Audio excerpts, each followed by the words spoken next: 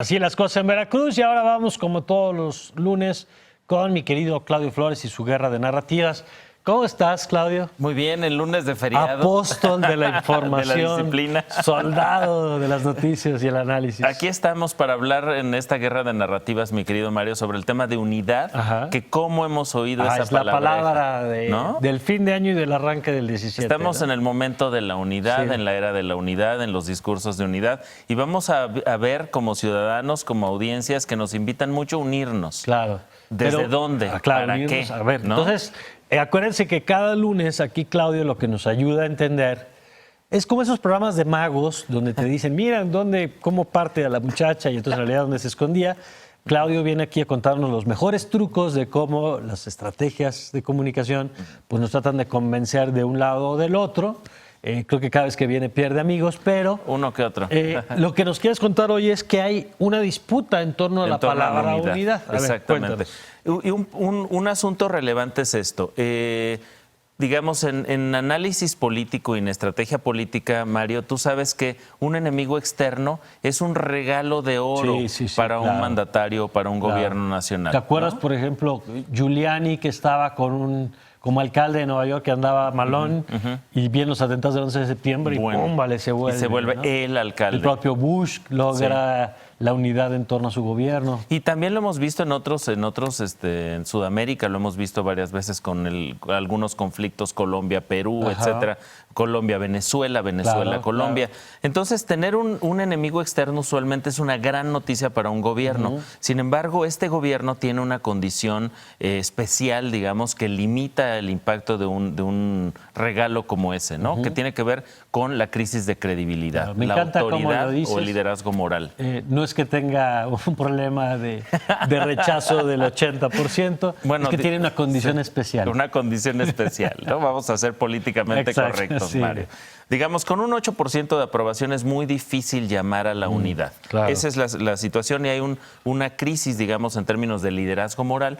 Por eso, a mí me parece que es muy pertinente la manera en que el presidente Peña Nieto está tratando de llamar a esta unidad, cuidando que no se lea como un acto de unidad y de arropamiento en torno a él o a su gobierno federal. Ayer lo dijo en este evento en Querétaro, donde decía, me encantó el fraseo, además, México exige de nosotros unidad, pero no unidad en torno a una persona o gobierno, sino en torno a nuestros valores. Claro. Una manera inteligente. Ahora, el problema es que no todos se lo compran, claro, ¿no? Sabemos que hay ya un segmento, digamos, de rechazadores de este gobierno que va a ser muy difícil convencerlos de otra cosa. La otra es que yo tengo la impresión que no tenemos un conjunto de valores que tampoco nos podamos identificar. Exacto. Es decir, pienso, por ejemplo, ahora en Estados Unidos, con todo el fenómeno Trump, hay muchos que dicen, esto no es América. Exacto. ¿Y qué es América? Pues lo que llevan construyendo durante siglos en este discurso de la libertad, exacto, la diversidad, el melting pot, respeto, ¿no? Claro, esta mezcla de el sueño americano. Culturas. Yo no sé si le preguntamos a nuestros amigos cuáles son los valores de México, si todos incluso respondiéramos lo mismo, ¿no? Sí, incluso quizá el elemento más común sea la familia, es decir, usualmente a mexicanas y mexicanos la familia es un buen objeto en torno al cual unirnos. Sí. Incluso hemos encontrado muchas veces que el país acaba donde termina mi familia, lo cual es terrible, ¿no? Porque es, digamos, mi país es mi familia. Y por eso de que lloren en tu casa, que lloren en la mía y todo este tipo de conocimiento popular en torno a lo familiar frente a lo nacional, que lo ponemos abajo. Es un tema de usar Estados Unidos como la amenaza, hay que unirnos en los valores, y ahí entran fenómenos como este de Hecho en México, ¿no? Del Hecho en México, que es una manera también de recuperar lo mexicano, de esta emergencia que tú has señalado en muchos de tus espacios de opinión, Mario, de la emergencia de los nacionalismos. ¿Cómo queremos unirnos otra vez en torno a lo nacional? El escudo, la bandera, el himno nacional se vuelven relevantes.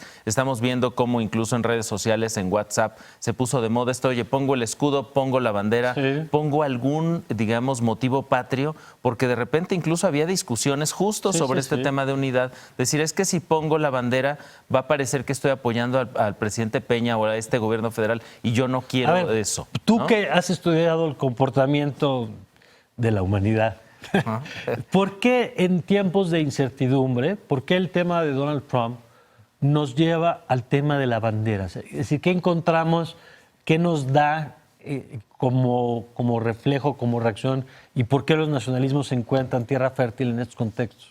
Mira, primero porque hay un nacionalismo que está en nosotros grabado a un nivel de impronta. Es todos esos lunes, Mario, que en la mañanita, después de que nuestra mamá nos daba de desayunar, íbamos y cantábamos el himno a la bandera y el juramento a la bandera, que hoy estoy seguro que si lo pusiéramos ahorita te lo sabes, aunque no lo hayas repetido hace muchísimos años. Es decir, hay una impronta en torno al nacionalismo muy importante en México. Huella emocional. Una huella emocional que nos marca desde chicos en torno a nuestra bandera, nuestro himno. Por eso nos cuesta mucho trabajo a los mexicanos, a diferencia, por ejemplo, de los norteamericanos, jugar con nuestra bandera. ¿No? Ellos hacen calzones, boxer, ¿no? Sí. Con el escudo norteamericano, la bandera norteamericana. En cambio, nosotros no. Sí hay una sacralidad en torno todavía a estos símbolos patrios.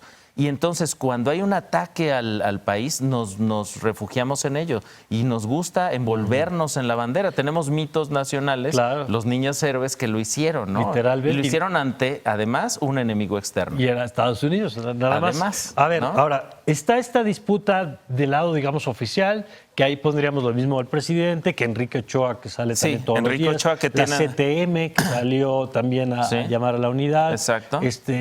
Pero del otro lado. Eso me parece muy interesante, porque pareciera que no es solo que haya un intento de decir yo no me uno, sino yo te disputo el término de unidad, porque tú no eres el único que lo puede reivindicar. Exacto. Yo también reivindico mi unidad. ¿En torno a qué y en torno a quién?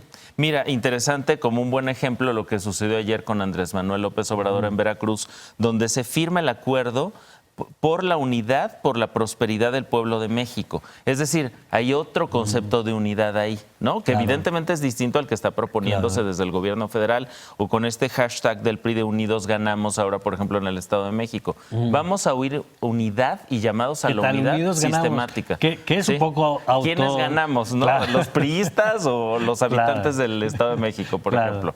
Ahora, lo interesante de esto es que entonces, ¿qué hay del otro lado? También hay una pulsión de unidad, pero con valencias distintas, ¿no? Hay una unidad que tiene que ver con manteniendo la crítica al gobierno.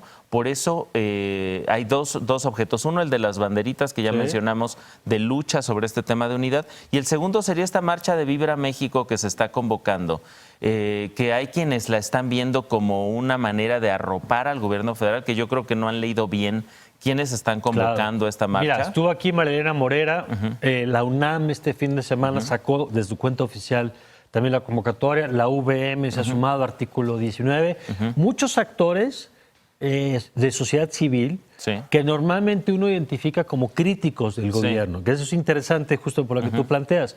No es que sean las fuerzas vivas de la CTM las que salen a marchar, sino los que están convocando son los críticos normalmente. Exacto, y ahí es donde ganan credibilidad y gana. Cuando uno lee digamos, el pliego de estas asociaciones convocantes, entre las cuales estamos los encuestadores, el Colegio de Especialistas en Demoscopía y Encuestas, el CEDE, también nos sumamos a esta convocatoria.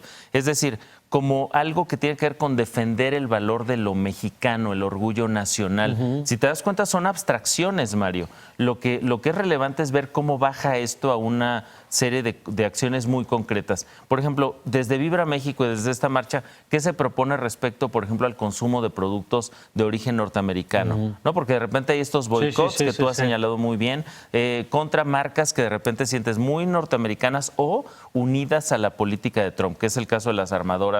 Pienso en Ford, por ejemplo, ¿no? Que está teniendo como esta narrativa difícil entre proteger sus empleos desde la visión trumpiana hasta, digamos, pues retirar inversiones de planeadas en México, ¿no? Dejar de construir por ahí algunas plantas. Entonces, el tema es, primero, ¿a qué nos llaman a unirnos? ¿En torno a qué? Esa sería un poco la invitación a la audiencia. ¿Por qué me están invitando a unirme y en torno a qué? Y sobre todo, Mario, yo destacaría el para qué.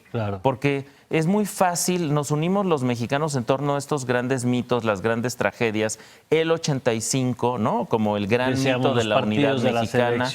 Los partidos de la selección nos unen también. De repente el Teletón en algún momento fue un acto anual, digamos, de unidad o solidaridad. El tema de donar ante ciertas tragedias. ¿En qué se convierte nuestra unidad muy concretamente?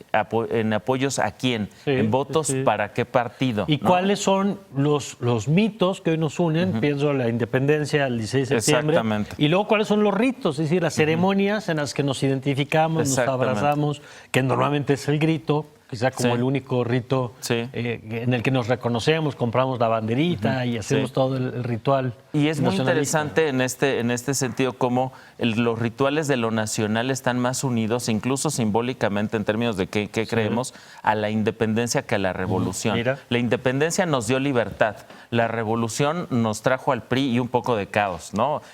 Esto en la lectura, digamos, cotidiana, Medida, ¿no? sí. No es No. la inspiración, Amada, antes de que empiecen a trolear a Claudio.